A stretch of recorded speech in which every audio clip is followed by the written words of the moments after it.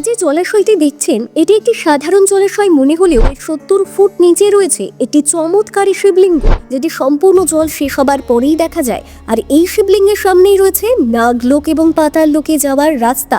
এই রহস্যময় জলাশয়টির নাম নাগকুয়া। এটি রয়েছে বারাণসীর জৈনপুরাতে অবস্থিত তারকোট নাগেশ্বর শিব মন্দিরে। মন্দিরের গর্ভগৃহের সামনে নকশা খোদাই করা একটা শিবলিঙ্গ রয়েছে, কিন্তু এটি পরে স্থাপন করা হয়েছে।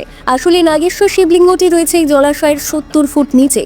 মান্যতা রয়েছে এই শিবলিঙ্গের পুজো করতেন স্বয়ং নাগদেব, তাই প্রতি বছর শুধুমাত্র নাগপঞ্চমীর দিনে এই জলাশয়ের জলসেচ করে শিবলিঙ্গের পুজো করা হয়। কিছু নির্দিষ্ট সময় থাকে শিবলিঙ্গের পুজো আর অভিষেক করার জন্য, কারণ 1 ঘন্টার মধ্যেই আবারও জলাশয়ে জল সম্পূর্ণ ভরে যায়। এই রহস্যময় জলাশয়টিকে তৈরি করেছিলেন তা এখনো জানা যায়নি, তবে আর্কিওলজিস্টরা পরীক্ষা করে জানিয়েছেন এটি প্রায় 3000 বছরের পুরনো। বলা হয় শিবলিঙ্গের সামনের কুয়োটা নাকি পাতালে অবস্থিত নাগলোকে যাওয়ার রাস্তা। জলসেচের পর সিঁড়িগুলোর স্ট্রাকচার দেখে মনে হয় সেগুলো যেন পাতালের দিকেই নেমে গিয়েছে। কোনোদিন কাশী গেলে মহাদেবের এই মন্দির অবশ্যই দর্শন করবেন। হর হর মহাদেব।